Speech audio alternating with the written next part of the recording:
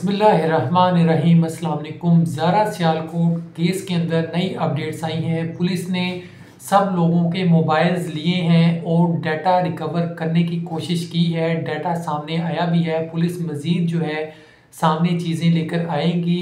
और इसके अलावा कदीर का इंटरव्यू किया गया जिसके अंदर उसने बताया कि मैं बहुत दुखी हूँ। जब उनसे पूछा गया कि अब आपका क्या रद्द-ए-अमल है, आप किस हाल में है, तो उसने यही कहा, अंदर भी अंधेरा है, बाहर भी अंधेरा है, मुझे कुछ समझ नहीं आ रही कि ये क्या हुआ है। मेरा छोटा सा बच्चा है, मैं उसको संभालता हूँ, रातों को वो रोता है, मैं जागता हूँ और बहुत मुश्किल लाइफ है, मेरी सब चीज़ें ख़त्म हो गई। पहले भी एक ख़बर के अंदर मैंने आपको बताया था कि कदीर ने कहा था कि मेरे लिए ये बहुत मुश्किल वक्त है, मेरे लिए कुछ भी नहीं अब बचा, मेरी बीवी भी इस दुनिया में नहीं रही और मेरी माँ भी अब यहाँ पे नहीं है, तो मैं बहुत तकलीफ़ के अंदर हूँ। अब कदीर से जब पूछा गया कि आप अब किस तरह से ये देखते हैं, क्या आपको पता था कि कभी कोई ऐसा वाक़या पेश आया घर के अंदर, सास ने कभी कोई तशद्दुद किया हो या कोई तल्ख़ अल्फ़ाज़ इस्तेमाल किए हों? तो कदीर ने कहा कभी भी ऐसा कोई वाक़या पेश नहीं आया कि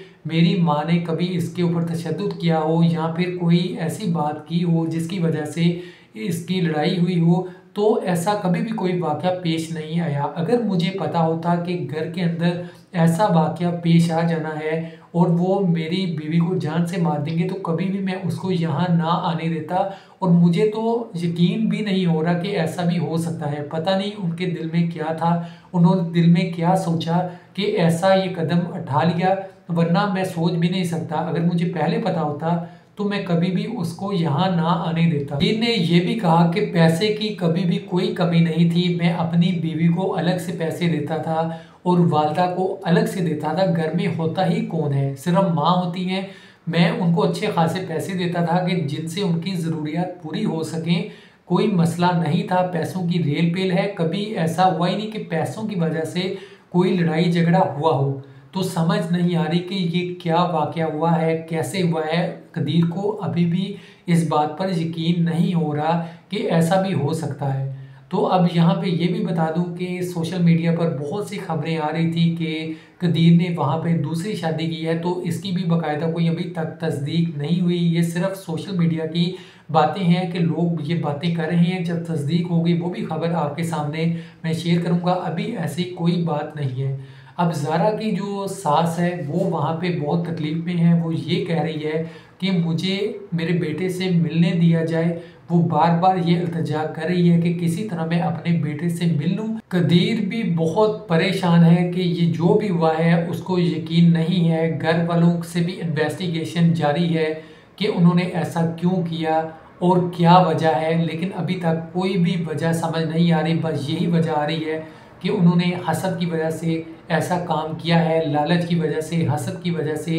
एक लड़की आती है, हालांकि वो सऊदी अरब ही ज़्यादा रहती थी, वो यहाँ पे जब आती है अपने घर तो उसको कत्ल कर दिया जाता है। जब पूछा जाता है कदीर के साथ कि आपकी बीवी के तल्लुकात कैसे थे बाकी सब लोगों के साथ, तो कदीर ने यही कहा, बड़े हंसी खुशी से मामला चल रहे थे, कभी ऐसी कोई बात नहीं पेश आई, सब लोग बड़े खुशी से मिलते थे और बीवी भी सबसे बहुत अच्छे तरीके से मिलती थी। लेकिन समझ नहीं आ रही कि ये वाक़या कैसे पेश आ गया। अब ये पता लगाना है क्या कोई बाहर से था शख्स ऐसा जिसने ये काम इनसे करवाया है। जैसे कि आपको पता है कि एक और इसके अंदर करैक्टर शामिल है जिसने ये सारा काम किया था। उसको घर बुलाया जाता है, उसको लालच दिया जाता है कि तुम्हें इटली भेजा जाएगा, उसको रकम भी दी जाती है और वो सारी चीज़ों के लिए तैयार हो जाता है। इसने ये काम करवाया है, ये समझ नहीं है कि उसका क्या मकसद था। जैसे कि आपको पता है जिसने ये काम किया उसको लालच दिया गया कि तुम्हें बाहर के मुल्क भेजा जाएगा और रकम भी उसको देने का वादा किया गया और बाकायदा वो घर के अंदर रहता भी है और इस सारे काम को सर अंजाम देता है। उसका क्या मकसद था, इनका पीछे क्या मकसद था, इन्होंने क्या पाया, जो भी वाक़या हुआ सबको बहुत अफसोस हुआ और जिन लोगों ने ये किया है वो भी अब फंस चुके हैं और बुरी तरह पछता रहे हैं। काश ऐसा वो ना करते। अगर कोई भी बात थी तो वो आपस में बैठकर हल कर सकते थे, लेकिन समझ से बाहर है। कदीर खुद कहता है कि समझ नहीं आई कि ये वाक़या कैसे पेश आ गया, क्यों ऐसा किया। वो अपने बच्चे के साथ बहुत ज़्यादा परेशान है। तो अब एक और वाक़या आपको बताऊं कि खबर बहुत पहले मैंने एक दी थी जिसके अंदर सानिया ज़हरा मुल्तान केस काफ़ी वो खबर सोशल मीडिया पर मशहूर हुई थी और पाकिस्तान के अंदर हाई लेवल वो केस बन गया था। माँ बाप जो हैं बहुत परेशान थे, उनको यही कहा जा रहा था कि खुदकुशी की है आपकी बेटी ने, और एक रिपोर्ट आई थी उसके अंदर भी ये बताया जाता था कि बेटी ने खुदकुशी की है। घर वालों को तसल्लियाँ दी जाती थी, लेकिन घर वाले कहते थे नहीं, ऐसा नहीं हो सकता, हमें यकीन नहीं है, हमें यकीन नहीं, आप पूरी इन्वेस्टिगेशन करें। अगर चलें उसने खुदकुशी की भी है तो हमें ये बताया जाए आखिर क्या वजह थी। घर वाले कहते थे चलिए ठीक है, हमने मान लिया उसने खुदकुशी की है, अब ये तो बताएं कि क्या मकसद था उसका, क्या वजह थी, किसने फोर्स किया या क्या उसको टेंशन थी।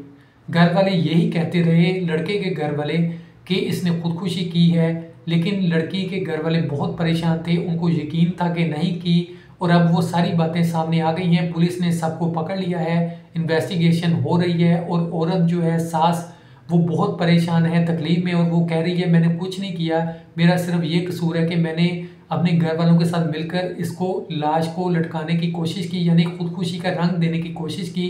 काम सारा इन्होंने ही किया था, इन्होंने ही ये सारा ऐसा गंदा काम किया। और उसके बाद देखें, एक तो जुर्म किया, उसको छुपाने की कोशिश की, इसके ऊपर भी केस बनता है। एक तो जुर्म करना, जुर्म करके उसके बाद उसको छुपाना, घर वाले ही इसके अंदर शामिल थे। और अब यहाँ पे भी अब कदीर की जो माँ है जेल के अंदर परेशान है, चीख रही है, चिल्ला रही है कि मुझे अपने बेटे से मिलने दिया जाए। तो अल्लाह पाक हम सब की हिफाजत फरमाए। जैसे जैसे नई अपडेट्स आएंगी मैं आपको अपडेट देता रहूँगा। अपना बहुत सा ख्याल रखिएगा। खुदा हाफिज़।